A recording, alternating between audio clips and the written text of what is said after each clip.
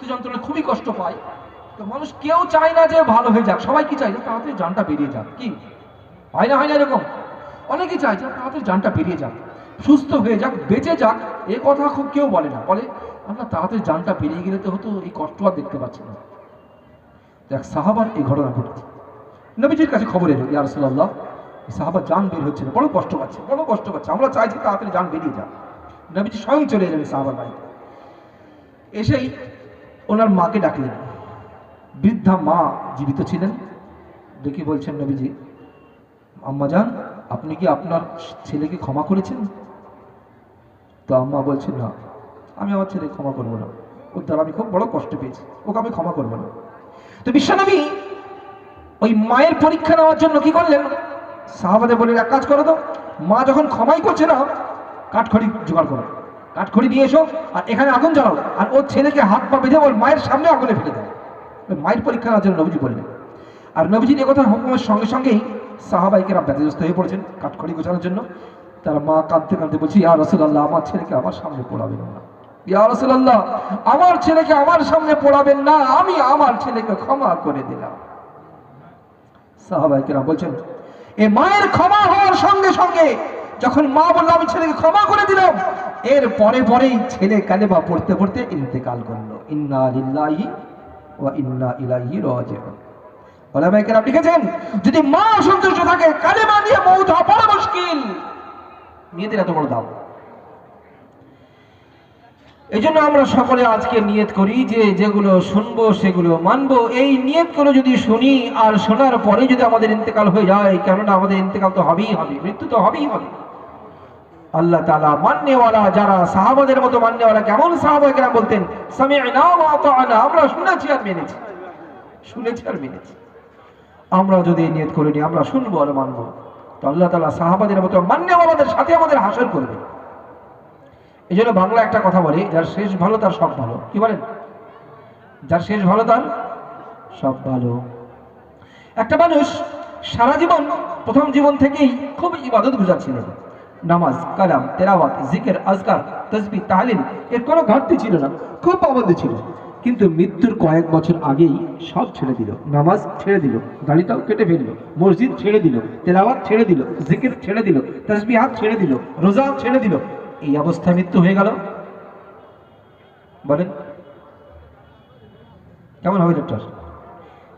এই লোকটার শেষটা ভালো হলো না। যার শেষ ভালো তার সব ভালো। আবার বলেন, যার শেষ ভালো তার সব ভালো। এই একটা শেষটা ভালো হলো না, তো এর ভালোটা আশা করা যায় না। আরেকজন ব্যক্তি সারা জীবন খোদার নাফরমানি করে কাটিয়েছে, সারা জীবন খোদার নাফরমানি করে কাটিয়েছে, গুনাহের তার ভান্ডার রয়েছে, কিন্তু মৃত্যুর পূর্বে সমস্ত গুনাহ থেকে আল্লাহ দরবারে তওবা তিল্লা করে নিয়ে নেকির কাজে লেগে গেল। আর তাহাজ্জুদের নামাজ পড়তে পড়তে সেজদার অবস্থায় তার ইন্তেকাল হয়ে গেল। বলুন এই লোকটার মৃত্যুটা কেমন হলো? যার শেষ ভালো তার সব ভালো। তো আমরা আমাদের শেষটা ভালো হতে চাই না, চাই না? আপনারা বলেন আগে, আমাদের শেষটা ভালো হোক এটা চাই আমরা? যদি চান এই শেষটা ভালো কি করে হয় তার দু চারটি কথা বলবো, সময় অল্প, যদিও লম্বা বলার সময় নেই, অল্প সময়ের মধ্যে শেষ ভালো হওয়ার কয়েকটা কথা বলে আমি কথা শেষ করবো। শেষ ভালো কি করে হবে আমাদের? শেষ ভালো হয়, একজন সাহাবা নবীজির কাছে এসে বলছেন, ইয়া রাসূলুল্লাহ, আপনি আমাকে এমন একটা আমল বলে দিন যে আমলটা করলে আমি জান্নাত চলে যাব। একটা আমল বলে দিন আমাকে ইয়া রাসূলুল্লাহ। নবীজি বললেন, কুল আমানতু বিল্লাহি সুম্মা ইসতাকিম। নবীজি একটাই কথা বললেন, উনি একটা আমল চেয়েছিলেন, নবীজি একটা আমল দিলেন, বললেন বলো আমানতু বিল্লাহি, আমি এক আল্লাহর উপরে ঈমান আনলাম, এই কথা বলো। সুম্মা ইসতাকিম, এর উপর জমে থেকো, হটে যেও না, এর উপরে জমে থেকো। লা ইলাহা ইল্লাল্লাহ, এক আল্লাহ ছাড়া কোনো মাবুদ নেই, রুজির মালিক আল্লাহ, হায়াতের মালিক আল্লাহ, মওতের মালিক আল্লাহ, ইজ্জতের মালিক আল্লাহ, জিল্লাতের মালিক আল্লাহ, অসুখ দেওয়ার মালিক আল্লাহ, ভালো করার মালিক আল্লাহ, অভাব দেওয়ার মালিক আল্লাহ, দূর করার মালিক আল্লাহ, পেরেশানি দেওয়ার মালিক আল্লাহ, দূর করার মালিক আল্লাহ। এর উপর জমে থেকো, হটে যেও না। কিরকম হটে যেও না? আমাদের জবান পিছলিয়ে যায়। কিরকম পিছলিয়ে যায় জানেন? আপনার বাড়ির পাশেই দেখবেন অনেক সময় ঘটে যায়, বা নিজেরা ঘটে যায় অনেক সময়। কেমন? ছেলে অসুস্থ হয়েছে, খুবই অসুস্থ, তড়িঘড়ি করে করিমপুর হসপিটালে নিয়ে গেল। আর করিমপুর হসপিটালে নিয়ে যাওয়ার পরে সকালে নিয়ে গেছিল, দুপুরবেলায় খবর এলো ছেলেটা মারা গেল। তো আমাদের জবান কি বলে, ছেলেটা যদি করিমপুর হসপিটালে না নিয়ে গিয়ে ডাইরেক্ট বহরমপুর তুলতো তাহলে বেঁচে যেত। কি বলে না, বলে না? তাহলে ওই বহরমপুর হসপিটালে কি আমাদের হায়াতের মালিক? তাহলে হসপিটালের ডাক্তারি কি আমাদের হায়াতের মালিক? তাহলে হসপিটাল কি আমাদের বাঁচানোর মালিক? হসপিটালের ডাক্তারি কি আমাদের বাঁচানোর মালিক? এখানে লা ইলাহা ইল্লাল্লাহ গেল কোথায়? থাকলো? বিশ্বনবী সাল্লাল্লাহু আলাইহি ওয়াসাল্লাম এটাই বললেন, কুল আমানতু বিল্লাহি সুম্মা ইসতাকিম। তুমি বলো হ্যাঁ আল্লাহ এক, আমি এক আল্লাহর উপর ঈমান এনেছি, এই কথা বলো। সুম্মা ইসতাকিম, এর উপর জমে থেকো, পিছলিয়ে যেও না, পিছলিয়ে যেও না। কি আমাদের জবান পিছলায় না? পিছলায় না, স্লিপ করে যায়। এজন্য ইমানের সহিত মউত হওয়ার জন্য শেষ খাতমা বিল খায়র, আমার যার শেষ ভালো তার সব ভালো, শেষ ভালো হওয়ার জন্য প্রধান অস্ত্র হলো ইমানের উপর জমে থাকা। এই জন্য একটা জবানের কথা বলতে, আল্লাহ আমার রব, আল্লাহ আমার সব। বলেন কি বললাম? আল্লাহ আমার রব, আল্লাহ আমার সব। কিন্তু আমাদের দিল কি বলে জানেন? জবান আমাদের এটাই বলে, দিল আমাদের আলাদা বলে। দিল ওটাই বলে, জবান যেটা বলে দিল আলাদা বলে। জবান বলে আল্লাহ আমার রব, আল্লাহ আমার সব, আর দিল কি বলে? আল্লাহ আমার রব কিন্তু টাকাই আমার সব। এটা দিল বলে। কিভাবে বলে? এর বাস্তবতা রয়েছে। কেমন? দেখবেন মানুষ যেটাকে দিল থেকে চায় তার জন্য সবকিছু করতে প্রস্তুত থাকে।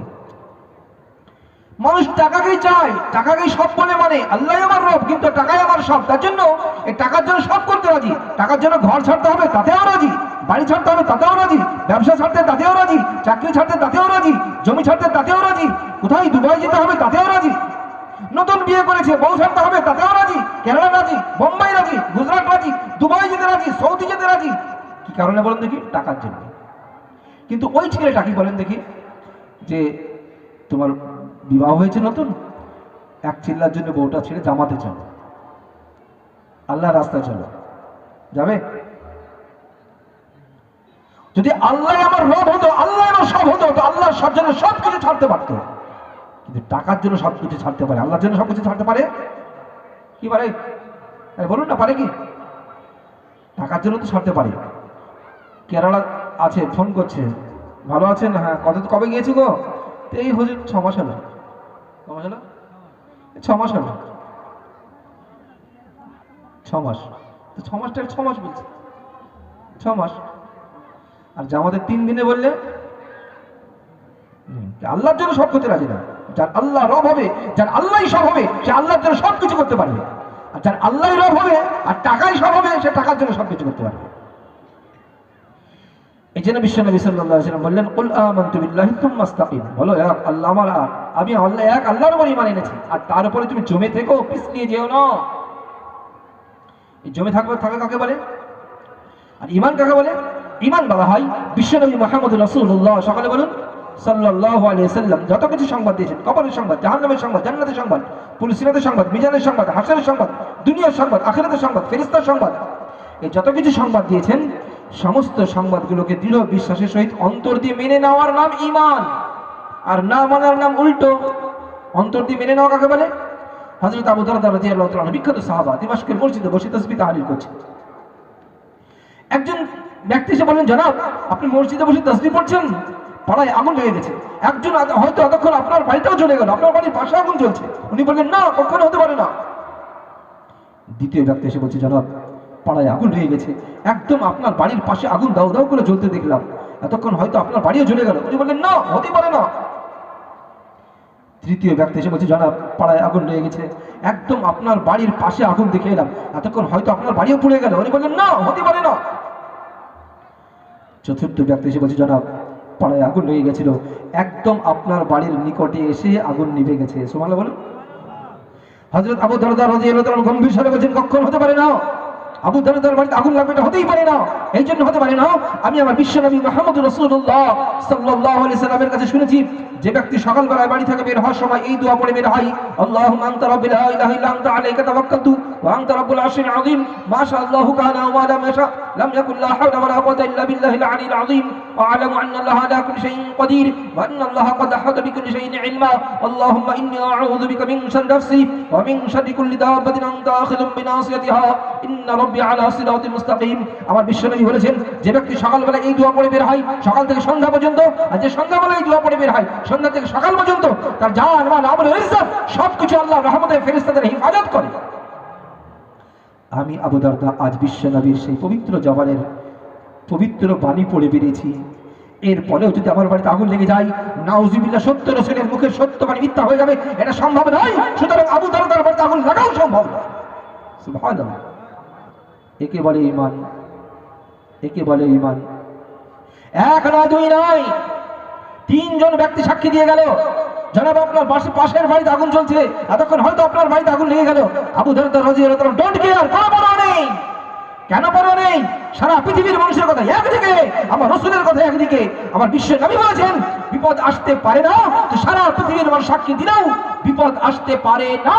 এই দিল থেকে মেনে নেওয়ার নাম হলো ঈমান। এই মেনে নেওয়ার নাম হলো ঈমান। আমার মতো যদি দুর্বল ঈমানদার হতো তো কি ভাবতাম জানেন? দোয়া তো পড়েছি কিন্তু হাওয়াটা যদি আমার বাড়ির দিকে যায় তাহলে কি হবে? আপনাদের কথা বলছি না আমি, আমার মতো দুর্বল ঈমানদার। দোয়া তো পড়েছি কিন্তু হাওয়াটা যদি আমার বাড়ির দিকেই যায় তাহলে কি হবে? কিন্তু আল্লাহ তাআলা বলেন ওয়া মা ইয়ানতিকু আনিল হাওয়া ইন হুয়া ইল্লা ওয়াহয়ুন ইউহা। এই নবী তো এমন নবী যে নবী এমন কোনো কথাই বলেন না যে কথা স্বয়ং আল্লাহ না বলে নেন, অর্থাৎ নবী ও কথাই বলেন যে কথা আল্লাহ বলিয়ে নেন। এই নবীর কথা নয়, নবী ও কথাই বলেন যে কথা আল্লাহ বলিয়ে নেন। সেই নবী বলছেন যে বিপদ আসতে পারে না, তো সারা পৃথিবীর মানুষের কথা একদিকে হলেও নবী বলেছেন বিপদ আসতে পারে না, আসতেই পারে না। কোন নবী বলেছেন? যে নবীকে নবী হওয়ার জন্য গাছ সাক্ষী দেয়, যে নবীকে নবী হওয়ার জন্য পাথর সাক্ষী দেয়, যে নবীকে নবী হওয়ার জন্য আসমানের চাঁদ সাক্ষী দেয়, সেই নবীর কথা। একজন ইহুদি যুবক এসে বলছে মুহাম্মদ তুমি যদি প্রকৃত আল্লাহর নবী হও বলো তোমার সাক্ষী কি, তুমি নবীদের সাক্ষী কি বলো। বিশ্বনবী সাল্লাল্লাহু আলাইহি ওয়াসাল্লাম বললেন আচ্ছা ওই জঙ্গলের কিনারার যে বাবলার চারাটা আছে ওই বাবলার চারাটা যদি সাক্ষী দেয় আমি আল্লাহর নবী তো তুমি মানবে? তো ইহুদি যুবক আশ্চর্য হয়ে বলছে গাছ কি করে সাক্ষী দেবে? হ্যাঁ অবশ্যই মানবো, গাছ যদি সাক্ষী দেয় আপনি নবী অবশ্যই মানবো। সাহাবায়ে কেরাম রাদিয়াল্লাহু তাআলা আলাইহিম আজমাইন বলেন বিশ্বনবী সাল্লাল্লাহু আলাইহি ওয়াসাল্লাম হাতের আঙ্গুল দিয়ে ইশারা করলেন, আর নবীজির হাতের আঙ্গুলের ইশারার সঙ্গে সঙ্গে গাছ মাটিকে ফাটতে ফাটতে সোজা নবীজির কাছে এসে গেল, এসে মাথা নিয়ে বলছে আসসালামু আলাইকা ইয়া রাসূলুল্লাহ আশহাদু আল্লা ইলাহা ইল্লাল্লাহ ওয়া আশহাদু আন্না মুহাম্মাদান আবদুহু ওয়া রাসূলুহু। সুবহানাল্লাহ বলেন। ইহুদি যুবক দেখছে যাকে গাছ সাক্ষী দিয়ে দিল, গাছ এসে বলছে আমি সাক্ষ্য দিচ্ছি আল্লাহ ছাড়া কোনো মাবুদ নেই এবং আমি আরো সাক্ষ্য দিচ্ছি মুহাম্মদ সাল্লাল্লাহু আলাইহি সাল্লাম আল্লাহর বান্দা এবং সত্য রাসূল। গাছ সাক্ষী দিচ্ছে। ইহুদি যুবক বলছে যাকে গাছ সাক্ষী দেয় নবী বলে সেই নবী ছাড়া আর কেউ হতে পারে না, অবশ্যই সেই নবী, সেও কালেমা পড়ে ইসলাম কবুল করলেন। সুবহানাল্লাহ বলে। সেই নবীর কথা যে নবীকে নবী হওয়ার জন্য গাছ সাক্ষী দেয়, সেই নবীর কথা যে নবীকে নবী হওয়ার জন্য পাথর সাক্ষী দেয়। আবু জাহেল একদিন হাতে কিছু পাথর নিয়েছে, পাথর নিয়ে বলছে মুহাম্মদ তুমি যদি প্রকৃত আল্লাহর নবী হও বলো আমার হাতে কি আছে। বিশ্বনবী সাল্লাল্লাহু আলাইহি ওয়াসাল্লাম বলেন চাচা আপনার হাতে কি আছে সেটা আমি বললে ভালো হবে না আপনার হাতে যে আছে সেই বললে ভালো হবে? তো আবু জাহেল অবাক, হাতে যে আছে সে কি করে বলবে? তো যাহা তাই হোক, হাতে যে আছে সেই বলুক। বিশ্বনবী মুহাম্মদুর রাসূলুল্লাহ সকালে বলেন সাল্লাল্লাহু আলাইহি ওয়াসাল্লাম বলেন চাচা আপনি হাতটা কানে ধরুন। আবু জাহেল হাতটা কানে ধরেছে, হাতের মধ্যে পাথর রাখা ছিল, প্রতিটা পাথরের কণার একই আওয়াজ আসছে আশহাদু আল্লা ইলাহা ইল্লাল্লাহু ওয়া আশহাদু আন্না মুহাম্মাদান আবদুহু ওয়া রাসূলুহু। পাথর বলছে আমি সাক্ষ্য দিচ্ছি আল্লাহ ছাড়া কোনো মাবুদ নেই এবং আমি আরো সাক্ষ্য দিচ্ছি মুহাম্মদ সাল্লাল্লাহু আলাইহি সাল্লাম আল্লাহর বান্দা এবং সত্য রাসূল। যে রাসূলকে রাসূল হওয়ার জন্য পাথর সাক্ষী দেয়, যে রাসূলকে রাসূল হওয়ার জন্য গাছ সাক্ষী দেয়, সেই রাসূলের কথা, সেই রাসূলের কথা। আবু জাহেলের ছেলে ইকরিমা এক ঝর্ণার কাছে দাঁড়িয়ে আছে, বিশ্বনবী সাহাবাদেরকে নিয়ে সফরে যাচ্ছিলেন, তো দেখছেন ইকরিমা আছে ওখানে। তো নবীজি নিয়ত করলেন যে ইকরিমাকে দাওয়াত দেওয়া দরকার ইসলামের। নবীজি আগে বাড়লেন, তো নবীজির আশা দেখে ইকরিমা বুঝতে পেরেছে এই নবী তো আমাকে দাওয়াত না দিয়ে ছাড়বে না, তো উনি পলিসি খাটালেন। ইকরিমা পলিসি খাটালো যে কি করে এই মুহাম্মদকে হ্যারাসমেন্ট করা যায় যাতে আমাকে আর দাওয়াত দিতেই না পারে। তো নবীজি পৌঁছতেই বলছে, আচ্ছা মোহাম্মদ, আপনি যদি প্রকৃত নবী হন তো দেখান দেখি এই ঝর্ণার কিনারায় এই পাথরটা রয়েছে। সাহাবায়ে কেরাম বলছেন যার আনুমানিক ওজন প্রায় 1 কুইন্টাল হবে। বলছে আপনি দেখান এই পাথরটা পানির ওপর দিয়ে ভাসতে ভাসতে পানির ওই কিনারায় চলে যাবে। বিশ্বনবী সাল্লাল্লাহু আলাইহি ওয়াসাল্লাম হাতের আঙ্গুল দিয়ে ইশারা করলেন, আর নবীজির হাতের আঙ্গুলের ইশারার সঙ্গে সঙ্গে পাথর পানির ওপর দিয়ে ভাসতে ভাসতে ওই কিনারায় চলে গেল। সুবহানাল্লাহ বলুন। আচ্ছা বলুন, 5 গ্রাম ওজনের একটা পাথর যদি আপনি পানিতে ফেলে দেন কতক্ষণ ভেসে থাকবে? জি এই ভাই বলছে 1 সেকেন্ডও ভাসবে না। ভাসার কথাই নয়, পাথরের পানিতে ভাসার কথাই নয়। তো পাথর ভাসতে ভাসতে যখন চলে গেল তো ইকরিমা দেখছে কাজ তো হলো না। ভেবেছিলাম এমন পলিসি খাটাবো, ফেলিয়ার করে দেবো, আর আমাকে ইসলামের দাওয়াত দিতে পারবে না, কিন্তু গন্ডগোল হয়ে গেল। কি করা যায়? ও হ্যাঁ, ইকরিমা বলছে আচ্ছা মনে হচ্ছে এমন যে বাতাসের স্রোতটা ওই দিকে ছিল, বাতাসের স্রোতে ভেসে চলে গেছে, আপনি আবার ফিরে এনে দেখান। সাহাবায়ে কেরাম রাদিয়াল্লাহু তাআলা আলাইহিম আজমাইন বলছেন বিশ্বনবী সাল্লাল্লাহু আলাইহি সাল্লামের হাতের আঙ্গুলের ইশারা করার সঙ্গে সঙ্গে ওই পাথর এবার পানির উপর দিয়ে কালেমা শাহাদাতের সাক্ষী দিতে দিতে পাথর বলছে আশহাদু আল্লা ইলাহা ইল্লাল্লাহু ওয়া আশহাদু আন্না মুহাম্মাদার আবদুহু ওয়া রাসূলুহু।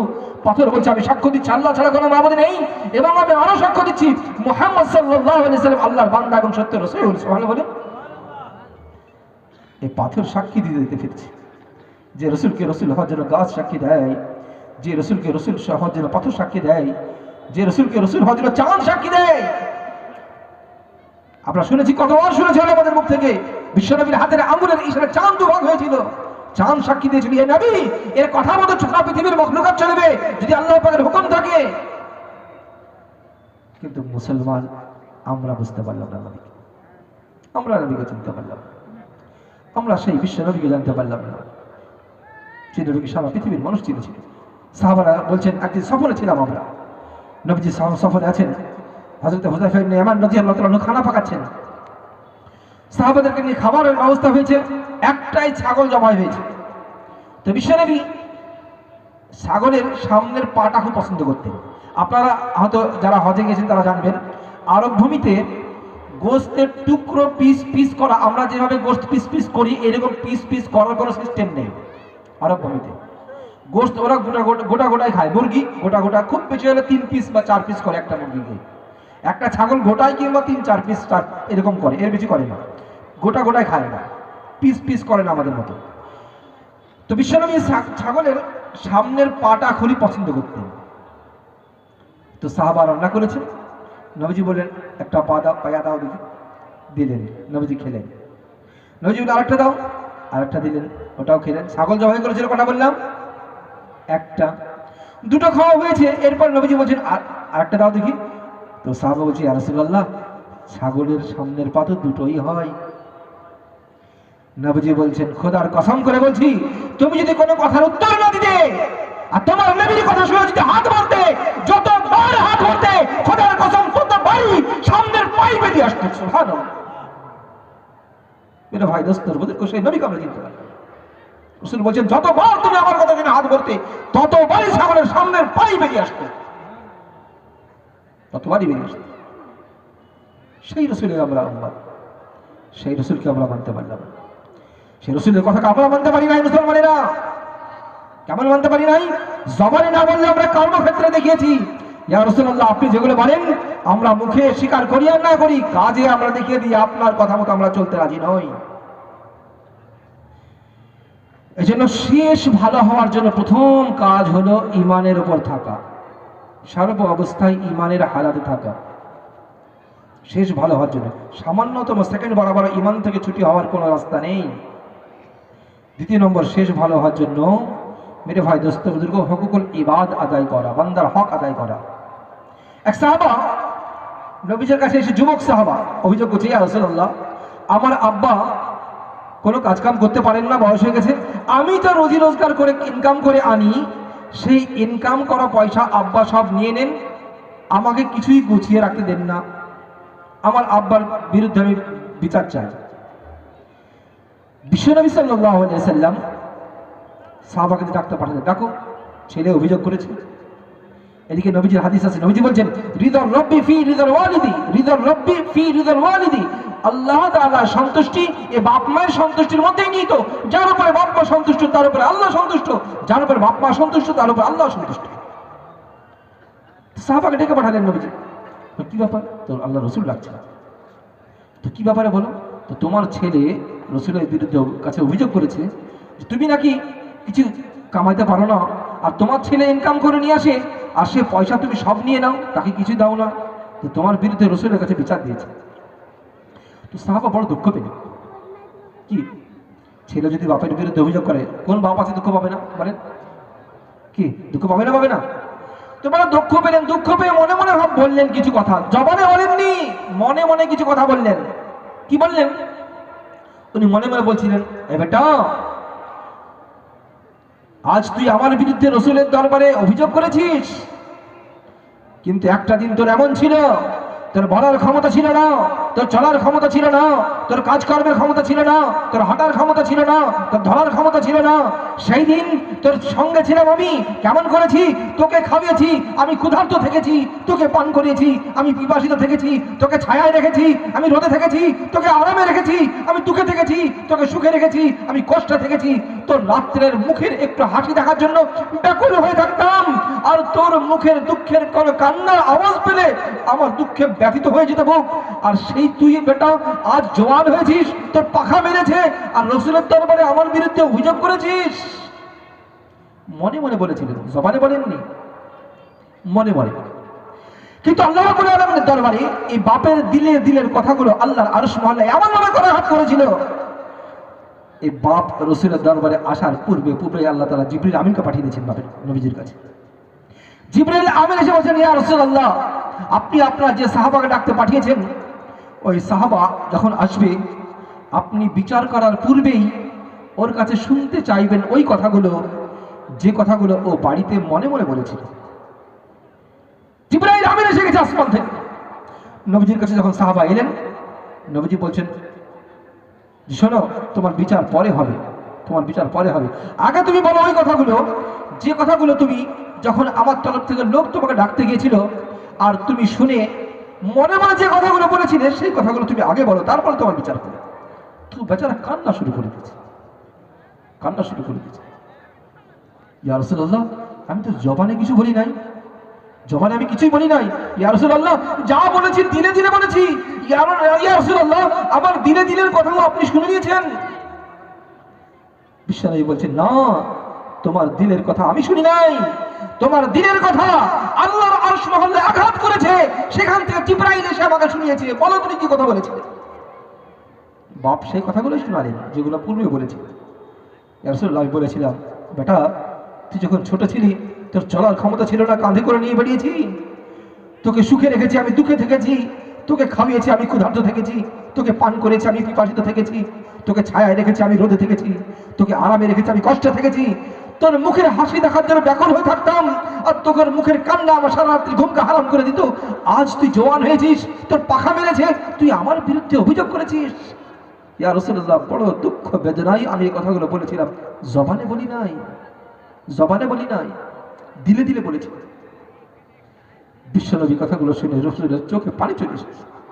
রসুল ছেলেকে ডেকে বলছিলেন, ছেলে শোনো, এই ছেলে শোন, বেয়াদব, তুই এবং তোর যত মাল রয়েছে সব তোর বাপের, তোর কিছুই নয়, সব তোর বাপের, কিছুই নয় তোর। রসুল ছেলেকে কথা বললেন, মেরে ভাই, দোস্তর বুজুর্গ, যদি শেষ ভালো করতে চাই বাপকে সন্তুষ্ট রাখতেই হবে, নচেত শেষ ভালো হওয়া সম্ভব। এক সাহাবা তার মৃত্যু শয্যায় শায়িত। সাহাবারা তার মৃত্যু যন্ত্রণা দেখে বড় ব্যতিব্যস্ত হয়ে পড়েছে, বড় ব্যতিব্যস্ত হয়ে পড়েছে। সবাই চাইছেন যে যেন তেন প্রকারে মৃত্যু হয়ে যাক। আপনারা দেখবেন সমাজে এরকম হয় যে কোনো মানুষ যখন মৃত্যু যন্ত্রণা খুবই কষ্ট পায়, তো মানুষ কেউ চায় না যে ভালো হয়ে যাক, সবাই কি চায় যে তাড়াতাড়ি জানটা বেরিয়ে যাক। কি হয় না, হয় না এরকম? অনেকেই চায় যে তাড়াতাড়ি জানটা বেরিয়ে যাক, সুস্থ হয়ে যাক, বেঁচে যাক। এ কথা খুব কেউ বলে না, বলে আমরা তাড়াতাড়ি জানটা বেরিয়ে গেলে তো হতো, এই কষ্ট আর দেখতে পাচ্ছি না। দেখ, সাহাবার এই ঘটনা ঘটেছে। নবীজির কাছে খবর এলো, ইয়া রাসূলুল্লাহ, সাহাবা জান বের হচ্ছে না, বড় কষ্ট পাচ্ছে, বড় কষ্ট পাচ্ছে, আমরা চাইছি তাড়াতাড়ি জান বেরিয়ে যাক। নবীজি স্বয়ং চলে এলেন সাহাবার বাড়িতে। এসেই ওনার মাকে ডাকলেন। বৃদ্ধা মা জীবিত ছিলেন। ডেকে বলছেন, নবীজি, আম্মা জান, আপনি কি আপনার ছেলেকে ক্ষমা করেছেন? তো আম্মা বলছেন না, আমি আমার ছেলে ক্ষমা করবো না, ওর দ্বারা আমি খুব বড় কষ্ট পেয়েছি, ওকে আমি ক্ষমা করবো না। তো বিশ্বনবী ওই মায়ের পরীক্ষা নেওয়ার জন্য কি করলেন, সাহাবাদের বলে এক কাজ করো তো, মা যখন ক্ষমাই করছে না, কাঠখড়ি জোগাড় করো, কাঠখড়ি নিয়ে এসো আর এখানে আগুন জ্বালাও, আর ওর ছেলেকে হাত পা বেঁধে ওর মায়ের সামনে আগুনে ফেলে দেয়। ওই মায়ের পরীক্ষা নেওয়ার জন্য নবীজি বললেন। আর নবীজির একথা হুকুমের সঙ্গে সঙ্গেই সাহাবাইকেরা ব্যতিগ্রস্ত হয়ে পড়েছেন কাঠখড়ি গোছানোর জন্য। তারা মা কাঁদতে কাঁদতে বলছে, ইয়া রাসূলুল্লাহ, আমার ছেলেকে আমার সামনে পোড়াবেন না, ইয়া রাসূলুল্লাহ, আমার ছেলেকে আমার সামনে পোড়াবেন না, আমি আমার ছেলেকে ক্ষমা করে দিলাম। সাহাবাইকেরা বলছেন, এ মায়ের ক্ষমা হওয়ার সঙ্গে সঙ্গে যখন মা বলল আমি ছেলেকে ক্ষমা করে দিলাম, এর পরে পরেই ছেলে কালেমা পড়তে পড়তে ইন্তেকাল করলো। ইন্না লিল্লাহি ওয়া ইন্না ইলাইহি রাজিউন। ওলামায়ে কেরাম লিখেছেন, যদি মা অসন্তুষ্ট থাকে কালেমা নিয়ে মওত হওয়া বড় মুশকিল, বড় মুশকিল। আমি প্রথমেই কথা শুরু করেছিলাম, যার শেষ ভালো তার সব ভালো, যার শেষ ভালো তার বলেন সব ভালো। এই শেষটা ভালো করার জন্য 1 নম্বর ইমানের হালাতে থাকা সব সময়, 2 নম্বর বাপ মাকে সন্তুষ্ট রাখতেই হবে, নচেত সম্ভব নয়। এই জন্য নবীজি বলছেন, রিদার রব্বি ফি রিদার ওয়ালিদি, সে হাজি হোক, চাই গাজী হোক, চাই আলিম হোক, চাই মুফতি হোক, চাই হাফিজ হোক, চাই ইমাম হোক, চাই মুয়াজ্জিন হোক, সে যে হোক আর যাই হোক, যার উপরে আল্লাহ বাপ মা সন্তুষ্ট তার উপরে আল্লাহ সন্তুষ্ট, যার উপরে বাপ মা সন্তুষ্ট তার উপরে আল্লাহ সন্তুষ্ট। আমরা কি চাই কেউ আল্লাহ আমাদের উপর অসন্তুষ্ট হোক, আমাদের মৃত্যুটা ইমানের সহিত না হোক?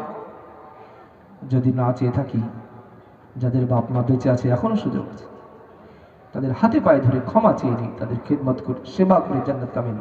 বুঝি বলছে, আল জান্নাতু তাহতা আকদামিল উম্মাহাত, মায়ের পায়ের তলায় হলো জান্নাত, মায়ের পায়ের তলায় জান্নাত। এই জন্য শেষ ভালো যদি চাই তো এটা লাগবেই, এটা লাগবেই। কিন্তু যাদের চলে গেছে তাদের কি করবেন, সুযোগ নেই। তারা প্রতিদিন ফজরের ফরজ নামাজ পর, প্রত্যেক ফরজ নামাজ পর এই দোয়াটি পড়ুন, রব্বির হামহুমা কামা রব্বায়ানি সগীরা, রব্বির হামহুমা কামা রব্বায়ানি সগীরা। এই নামাজ পড়ুন।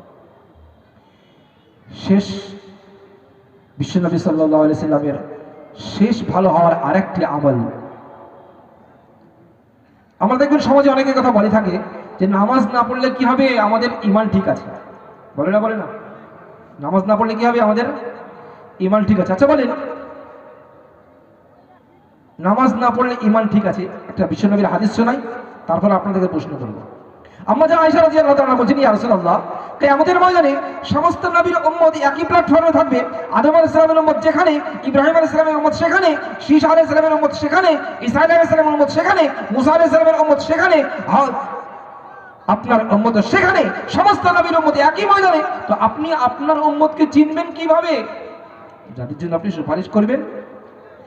বিশ্বনবী সাল্লাল্লাহু আলাইহি ওয়াসাল্লাম বলেন, আয়েশা, তো উদাহরণ দিয়ে নবীজি বললেন, আয়েশা বলো দেখি, একটা মাঠের মধ্যে অনেকগুলো ঘোড়া বাঁধা আছে, একই জায়গায় অনেকগুলো ঘোড়া বাঁধা আছে, আর এই ঘোড়াগুলোর মধ্যে সব ঘোড়াগুলোই কালো কুচকুচে, কালো ঘোড়া।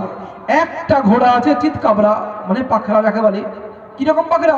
যার মাথাটা সাদা, 2 পেটটা গোল করে সাদা, আর 4টে পা হাঁটু থেকে নিচটা সাদা, এইরকম একটা ঘোড়া আছে। বলো দেখি, ওই সাদা কালো মিক্স পাখরা ঘোড়াটি যার, তার কি নিজের ঘোড়া চিনতে কোনো অসুবিধা হবে? আম্মা জান আয়েশা রাদিয়াল্লাহু তাআলা বলেন, ইয়া রাসূলুল্লাহ, ও তো দূর থেকে বলে দেবে যে ওই যে একটা ঘোড়া আছে সাদা কালো মিক্স, ওটা আমার। বাকি কালো ঘোড়াগুলো যাদের, তাদের কি হবে? সবাইকে নিজ নিজ নিশানি খুঁজতে হবে, সবগুলোই তো কালো, আমার কোনটা নিশানি খুঁজতে হবে। কিন্তু যার ওই সাদা কালো মিক্স একটাই ঘোড়া ছিল, সে দূর থেকে বলে দেবে ওইটাই আমার ঘোড়া। বিশ্বনবী সাল্লাল্লাহু আলাইহি ওয়াসাল্লাম এই উদাহরণ দেওয়ার পরে বললেন, আয়েশা, কিয়ামতের ময়দানে আমার উম্মতের মধ্যে যারা 5 ওয়াক্তের নামাজ পড়তো আর দিনে 5 বার ওযু করতো, এদের ওযুর অঙ্গগুলো মুখমণ্ডল ধৌত করেছিল, 2 হাত কনুই সমেত ধৌত করেছিল, মাথা মুসাফা করেছিল, 2 পায়ের গিটার উপর পর্যন্ত ধৌত করেছিল, এই ওযুর 4টি অঙ্গ আল্লাহর নূরে ঝলমল করবে। যেমন আমরা এখান থেকে তাকালে দেখতে পাচ্ছি চারিদিকে অন্ধকার, রড লাইট গুলো ঝলমল করছে। বিশ্বনবী উদাহরণ দিয়ে বললেন, এই 4টি অঙ্গ আল্লাহর নূরে ঝলমল করবে, ঝলমল করবে। আমি নবী দেখে বুঝতে পারবো এটা আমার উম্মত, এটা আমার উম্মত, এটা আমার উম্মত। এরা বিপদগ্রস্ত হলে সুপারিশ করবে। সুবহানাল্লাহ বলুন। আপনাদের কাছে আমার এবার প্রশ্ন, যিনারা বলেন নামাজ না পড়লে কি হবে, ঈমান ঠিক আছে, বিশ্বনবী তাদের চিনতে পারবেন তো? আপনাদের কি মত? আচ্ছা, এমন হয় নাকি নামাজ পড়তো না কিন্তু দিনে 5 বার ওযু করতো, এরকম শুনেছেন নাকি? আজি নামাজ পড়তো না কিন্তু ওই যে হাদিস শুনেছিল, শোনার পর থেকে দিনে 5 বার ওযুটা করতো, এরকম করে পাগল আছে? করে কেউ? বোঝা গেল বিশ্বনবী সাল্লাল্লাহু আলাইহি সাল্লামের সুপারিশ পেতে গেলে যার শেষটা ভালো হবে সেই সুপারিশ পাবে, আর সুপারিশ পেতে গেলে নামাজ লাগবেই। কি লাগবেই? যে কথা আমাদের মৌলানা সাহেব মাগরিবের আগে বলছিলেন, ইশার আগে, কিয়ামতের ময়দানে যখন জান্নাতীরা জান্নাতে চলে যাবে, জাহান্নামীরা জাহান্নামে চলে যাবে, এই জান্নাতীরা জাহান্নামী ব্যক্তিদের দেখতে পাবে, দরজা দিয়ে দেখতে পাবে আর চিনতেও পারবে, আরে ভাই এরা তো আমাদের প্রতিবেশী, আমাদের গ্রামবাসী, আমার মুসলমান ভাই, আমার আত্মীয়।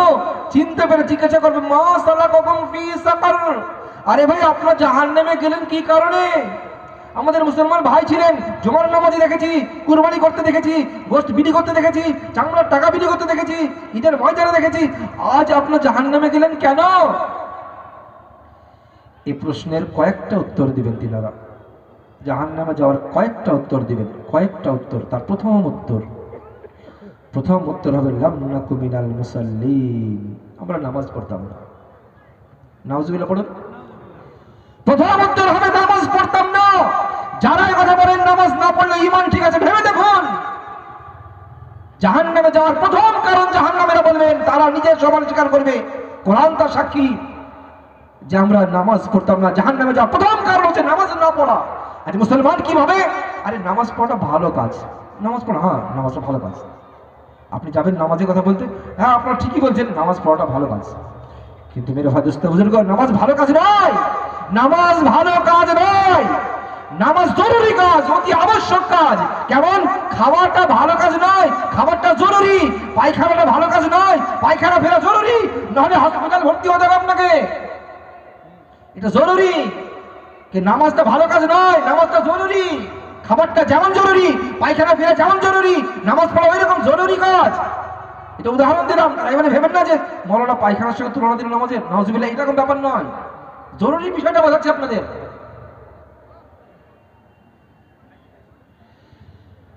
মেরে ভাই দোস্তের বুজুর্গ, কিন্তু বিশ্বনবী সাল্লাল্লাহু আলাইহি সাল্লামের সেই নামাজকে আমরা শতকরা কতজন ধরে রাখতে পেরেছি বলেন? শতকরা কতজন জানেন আপনাদের? ভারতবর্ষের সমীক্ষা বলছে ভারতের মুসলমানরা যারা 5 ওয়াক্তের নামাজ পড়ে এর সংখ্যা হলো শতকরা 5। ভারতের সমীক্ষা বলছে। কত? তার পড়ে না কত? কত যে পড়ে? 5। তা পড়ে না? আস্তাগফিরুল্লাহ, আল্লাহ মাফ করুক, আল্লাহ মাফ করুক, আল্লাহ মাফ করুক। এটাই বোঝার বিষয়, এটাই বোঝার বিষয়। ওই নবীর কথা, যে নবীর জীবনে কোনো মিথ্যা তো দূরের কথা, মিথ্যা তো দূরের কথা, মিথ্যার মজাক পর্যন্ত পাওয়া যায় না যে নবীর জীবনে। হ্যাঁ, সত্যের মজাক পাওয়া যায়। মজাক 2 প্রকারের হয়। কয় প্রকার বললাম? 2 প্রকার। একটা সত্যের মজাক, একটা মিথ্যার মজাক। মিথ্যার মজাক কেমন? আপনি একটা বাচ্চাকে ডাকছেন, এই বাচ্চা শোন শোন, আসছেই না, তো আপনি বলছেন হাতটা মুড়ি ধরে, এই বাবু আয় মজা দেবো। যেই বাচ্চাটা কাছে এলো, হাতটা ফাক্কা, কই মজা দেন, হাতে দেখালেন মজা, তোকে মজাক করলাম। এটা কি? মিথ্যার মজাক। এটা মজাক, কিন্তু মিথ্যার মজাক। বিশ্বনবীর জীবনে মিথ্যা তো দূরের কথা, মিথ্যার মজাকও পাওয়া যায় না। হ্যাঁ, সত্যের মজাক পাওয়া যায়। কিরকম সত্যের মজাক? এক বুড়িকে নবীজি বলছেন, এ বুড়ি মা শোনো, কোন বুড়ি জান্নাতে যাবে না। কি বলছেন? কোন বুড়ি জান্নাতে যাবে না। তো বুড়ি কান্না শুরু করে দিয়েছে, ইয়া রাসূলুল্লাহ, আমি ঈমান এনেছি, নেক আমল করেছি, এই বুড়ি বলে আমি শেষ বয়সে জাহান্নামে যেতে হবে? ইয়া রাসূলুল্লাহ, আমি বুড়ি হওয়ার কারণে জান্নাতে যেতে পাবো না। হাউমাউ করে কান্না শুরু করেছে। বিশ্বনবী বললেন, বুড়ি জান্নাতে যাবে না, মানে বুড়ি জান্নাতে ঢুকে গেলে বুড়ি থাকবে না। এটা কিসের মজাক? সত্যের মজাক, সত্যের মজাক। এক সাহাবা অত্যন্ত কালো ছিল, আপনারা ওইরকম কালো দেখেছেন কিনা জানি না, আমি ওই রকম কালো মানুষের সঙ্গে সফর করেছি, আফ্রিকান হাবশি। এত কালো, এই গালের রং আর দাড়ির রং এক, গালের রং আর দাড়ির রং সেম এক, পার্থক্য নেই, এত কালো। এরকম মানুষের সঙ্গে আমি সফর করেছি আফ্রিকার। তো ওই রকম সাহাবা, আফ্রিকান হাবশি সাহাবা অত্যন্ত কালো ছিল। তো নবীজি বলছেন, শোনো, কোনো কালো মানুষ জান্নাতে প্রবেশ করবে না, জান্নাতে থাকবে না, কোনো কালো মানুষ জান্নাতে চান্স পাবে না, থাকবে না জান্নাতে কালো মানুষ। উসামা হাওয়া করে কান্না শুরু করছি, ইয়া রাসূলুল্লাহ আমি ঈমান এনেছি, আমল করেছি, আপনাকে নবী বলে মেনেছি, এরপরেও কালো হওয়ার কারণে আমি জান্নাত যেতে পাবো না। ইয়া রাসূলুল্লাহ কালো তো আমি নিজে শখ করে হয় না, এটা তো আল্লাহর কুদরতি কালো। বিশ্বনবী বললেন কালো মানুষ জান্নাতে প্রবেশ করলে কালো থাকবে না। এটা কিসের মজাক বলেন? সত্যের মজাক। সত্যের মজাক পাওয়া যায় যে নবী জীবনে, যে নবীর জীবনে মিথ্যা তো দূরের কথা, মিথ্যার মজাক পর্যন্ত পাওয়া যায় না। সেই নবীর কথাকে আমরা মুসলমানেরা মানতে পারলাম না, আমরা মুসলমানেরা মানতে পারলাম। আফসোসের কথা এটাই। অমুসলিমদেরকে কি বলবো, আমরা মুসলমানরা মানতে পারলাম না। যে রাসূল পাক সাল্লাল্লাহু আলাইহি ওয়াসাল্লাম আমাদের জন্য মেরাজ থেকে নামাজ এনেছিলেন, সেই নামাজের আমরা 12টা বাজিয়ে দেখেছি। ইয়া রাসূলুল্লাহ আপনার নিয়ে আসা নামাজ আমরা মুসলমানেরা অন্ততপক্ষে মানতে রাজি নই। এই জন্য ওলামায়ে কেরাম একটা কথা বলেন, অনেক ওলামায়ে কেরাম, যে মানুষের কাছে যখন আমরা নামাজের কথা বলি তো এই কথা বলে যে আপনারা বলছেন তাই, আমাদের নামাজ পড়ার টাইম কোথায়? সারাদিন ভাটায় ব্যস্ত থাকি, নামাজ পড়ার টাইম আছে আমাদের? আপনারা বলছেন তাই। সারাদিন অফিস আদালতে থাকি, তা আমাদের টাইম আছে নামাজ পড়ার? আপনারা বলছেন তাই। সারাদিন মাঠে কাজ করি, আমাদের নামাজ পড়ার টাইম আছে? আপনারা বলছেন তাই। সারাদিন দোকানে ব্যস্ত থাকি, কত ভিড় দোকানে খরিদ্দার নিয়ে, আমাদের নামাজ পড়ার টাইম আছে? সকালে যাই, রাত্রে বাড়ি আসি, দুপুরে খাওয়াটাই ঠিক মতো হয় না, আপনারা নামাজ পড়া আমাদের বলছেন তাই, আমাদের টাইম আছে বলেন? কি বলে না, বলে না? অনেক ওলামায়ে কেরাম এই কথা বলেন, আরে ভাই নামাজ পড়ার টাইম নেই, এটা ফালতু কথা, এটা ফালতু কথা। এর মধ্যে একটা অন্য কিছু বিষয় ঢুকে রয়েছে। বিষয়টা কি? আচ্ছা বলুন, আপনার সঙ্গে যার শত্রুতা আছে সে যদি আপনার বাড়িতে আসতে চায়, আপনি কি করেন? আসতে সুযোগ দেন? কি বলেন? ও যেন আমার সীমানায় পানা দেয়। কে? যার সঙ্গে আপনার শত্রুতা আছে সে যদি আপনার বাড়িতে আসতে চায় তো আপনি এই কথা বলেন ও যেন আমার সীমানায় পানা দেয়।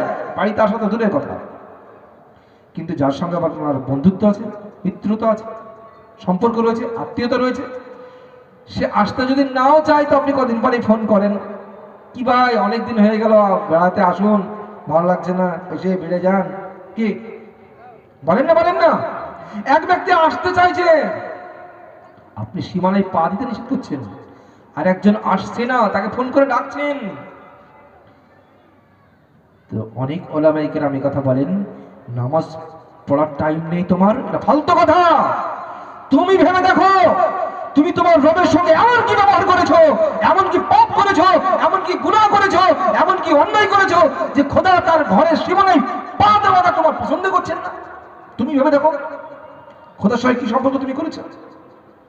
সময় নেই এটা ব্যাপার নয়, তোমার থেকে হাজারো ব্যস্ত মানুষ এমনও আছে যে 5 ওয়াক্তের নামাজটা কাজা করে না, কাজা করে না। এটা বিষয় নয় যে সময় নেই, বিষয় হলো এটাই যে অন্তরের বিষয়, কি আমার রসুলকে কতটুকু মানতে পেরেছি, আমার রসুলের কথা নামাজ পড়া প্রত্যেকটা মুসলমানের উপরে ফরজ, আল্লাহ ফরজ করেছেন, এই রসুলের কথাকে আমি দিল থেকে কতটুকু মেনে নিতে পেরেছি, এটাই বিষয়। जो মানেগা ও বনেগা, जो মানেগা ও বনেগা, যারা মানবে তারা বেনে যাবে, তার আখিরাত বানবে। এই জন্য শেষ যদি ভালো আমরা করতে চাই তো নামাজ লাগবে। শেষ ভালো করতে চাইলে কি লাগবে বললাম? নামাজ লাগবে। শেষ ভালো একটা ছোট্ট আমরা আপনাদের বলে দিই। বিশ্বনবী সাল্লাল্লাহু আলাইহি ওয়াসাল্লাম বলেছেন, যে ব্যক্তি 5 ওয়াক্তের ফরজ নামাজ পড়, যে ব্যক্তি 5 ওয়াক্তের ফরজ নামাজ পড় আয়াতুল কুরসি পড়বে, তার আর জান্নাতের মাঝখানে কোনো ব্যবধান থাকে না, ব্যবধান শুধুমাত্র মৃত্যু, মরলেই জান্নাত, মরলেই জান্নাত। শেষ ভালো হওয়ার আগে যে ব্যক্তি 5 ওয়াক্তে নামাজ পড়ার পরে কি পড়ে বললাম? ফরজ নামাজ পড়ে আয়াতুল কুরসি পড়ে, আয়াতুল কুরসি। কিন্তু বড় আফসোস এবং পরিতাপের বিষয় যে আমাদের মুসলমানদের এখানে যদি বলি হাত তুলুন দেখি আয়াতুল কুরসি কতজনের মুখস্থ আছে, তো কতজন হাত উঠবে? আপনারা হাত তুলতে বলছি না, আমি আপনাদেরকে অপমান করতে চাই না, বলুন কতজন উঠবে? শেষ ভালো হওয়ার আগে, যা শেষ ভালো তার সব ভালো, যা শেষ ভালো তার সব ভালো। শেষ ভালো হওয়ার জন্য প্রতি ফরজ নামাজ পড় আয়াতুল কুরসি পড়া, ফরজ নামাজ পড়, তার মানে কি নামাজ মাস্ট, নামাজ পড়তে হবে, নামাজ পড়েই ফরজ নামাজ। বিশ্বনবী সাল্লাল্লাহু আলাইহি ওয়াসাল্লাম বলেছেন, 5 ওয়াক্তে ওযু করার সময় যারা মিসওয়াক করে, দাঁতন করে, এর প্রথম পুরস্কার হলো 70টা এর পুরস্কার রয়েছে। একটা পুরস্কার হলো এটাই যে নামাজের মিসওয়াক করার সময়, ওযু করার সময় শুধুমাত্র দাঁতনটা যদি করে নেয়, এর নেকি যে দাঁতন করেনি তার থেকে 70 গুণ বেড়ে যায়। কখন বললাম? যেমন যে দাতন করেনি শুধু অজু করেছে, এর নেকি যদি 1 কোটি হয়, তো যে দাতন করে অজু করেছে তার নেকি হবে 70 কোটি। 70 গুণ মানে এই যদি 1 কোটি হয়, এর কত হবে? 70 কোটি। দ্বিতীয় নম্বর আমি বলছেন, যে ব্যক্তি 5 ওয়াক্তে ওযু করার সময় দাতন করে, মৃত্যুর সময় কালেমা নসিব হবে। সুবহানাল্লাহ বলুন।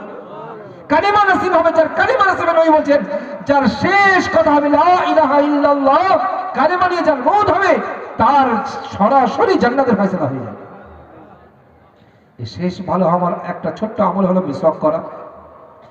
আমি যদি হাত তুলতে বলি কজন হাত উঠবে? ছোট্ট আমল। এর জন্য কোনো পয়সা খরচ হয় না, এর জন্য কোনো মেহনত লাগে না, পরিশ্রম লাগে না। পকেটে দাঁতনটা রাখা আছে, মসজিদে যাচ্ছেন, দাঁতনটা করতে করতে চলে গেলেন, অজুখানায় বসলেন, দাঁতন করা হয়ে গেল, অজুর দাঁতনটা ধুয়ে পকেটে ভরে নিলেন, অজু করে নিলেন। সহজ, কঠিন নয়। এই জন্য শেষ ভালো হওয়ার জন্য এই ছোটখাটো কিছু আমল আছে, এগুলো আমাদের করতে হবে। ছোটখাটো আমল, বড়গুলো তো আছে, বড় বড় আরো অনেক আছে, অনেকগুলো বড় সময় নেই। তো ছোট আমল হলো কি বললাম একটা, 5 ওয়াক্তে মিসওয়াক করা। 2 নম্বর কি বললাম ছোট একটা মধ্যে, 5 ওয়াক্তের নামাজের পরে আয়াতুল কুরসি পড়া। আর একটা শেষ ভালো হওয়ার আমল, বিশ্বনবী সাল্লাল্লাহু আলাইহি ওয়াসাল্লাম বলছেন, যে যত বেশি আমার উপর দরুদ পড়বে, কিয়ামতের ময়দানে তার জন্য আমি তত বেশি সুপারিশ করব। এই কথা জেনে রাখবেন, পৃথিবীর কোনো মানুষ নিজের আমলের কারণে জান্নাতে যেতে পারবে না। কোনো মানুষ নিজের আমলের কারণে যেতে পারবে না।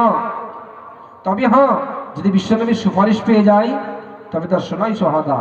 নবীর সুপারিশ ছাড়া কেউ জান্নাতে যেতে পারবে না। কিন্তু বিশ্বনবী বলেছেন যে আমার কিয়ামতের ময়দানে সবথেকে আমার উম্মতের মধ্যে নিকটে তারাই স্থান পাবে, সুপারিশের হকদার তারাই হবে যারা বেশি বেশি আমার উপর দরুদ পড়েছে, নবীজির উপর দরুদ পড়েছে।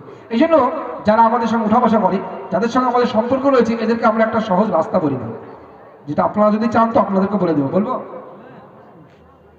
সহজ রাস্তা হলো, আপনি যখন ফজরের নামাজের জন্য মসজিদে আসেন, ফজরের নামাজের জন্য এসে দেখলেন জামাতের সময় কিছুটা বাকি আছে, তসবিহটা পকেট থেকে বের করুন। আর যদি তসবিহ না থাকে, হাতের আঙ্গুল গুনে নিন। সব থেকে ছোট দরুদ হলো সাল্লাল্লাহু আলাইহি ওয়াসাল্লাম, সাল্লাল্লাহু আলাইহি ওয়াসাল্লাম। 2.5 থেকে 3 মিনিট সময় লাগবে, 100 বার পড়ে নিন ফজরের আগে। টাইম পেলেন না, জামাত শুরু হয়ে গেছে, ফজরের পরে, আসরের পরে, কিংবা মাগরিব পরে, কিংবা ইশার পরে, আর 5 মিনিট। তো 5 মিনিট, 3 মিনিট, সকালে 3 মিনিট, বিকেলে 3 মিনিট, কমেন্ট হলো। এই 6 মিনিটে আপনি পড়লেন, সময় দিলেন রসুলের উপর দরুদ পড়ার জন্য।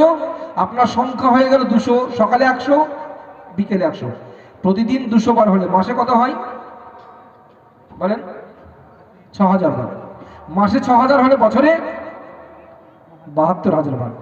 বছরে আপনার 72,000 বার বিশ্বনবীর সামনে দরুদ পড়া হয়ে গেছে, আপনার জানাই নেই। সময় ব্যয় করতে হবে আপনার। আরেকটা হলো, সেই সঙ্গে জুমার দিনে আপনি মসজিদে চলে গেছেন অনেক আগে সময় নিয়ে, হাতে সময় আছে, জুমার খুতবার অনেক টাইম আছে, তসবিহটা পকেট থেকে বের করুন, বের করে গুনতে শুরু করে দিন। সব থেকে ছোট দরুদ সাল্লাল্লাহু আলাইহি ওয়াসাল্লাম 1000 বার পড়ুন জুমার দিনে, 1000 বার। তাহলে আপনার ওইদিকে বছরে 72,000 বার হয়েছে। আর বছরে 52টা জুমা হয়, কোনো বছর 53টা হয়। 52টা জুমা যদি গড় ধরে নিই, তো প্রতি জুমাতে 1000 বার করে পড়েছেন। যে সময়টা জুমায় গিয়ে চুপচাপ বসে থাকতেন, আর চুপচাপ বসে নেই, আপনি 1000 বার দরুদ পড়েছেন। খুব বেশি হলে 30 মিনিট সময় লাগবে, 25 থেকে 30 মিনিট। আপনি অনেকক্ষণ বসে থাকেন জুমা মসজিদে জুমার দিনে, বা একই টাইমে না পারলে 5 টাইমে পড়ুন। তো 52 জুমায় 52,000, আর ওইদিকে 72,000, কত হলো? 1,24,000 বার দরুদ পড়া হয়ে গেছে আপনার বছরে। খুব সহজ ব্যাপার, করবেন ইনশাআল্লাহ। আল্লাহ পাক আমাদের সবাইকে যা কিছু বলা হলো, শোনা হলো, এর প্রতি শোনা বলার থেকে বেশি আমল করার তৌফিক দান করুন।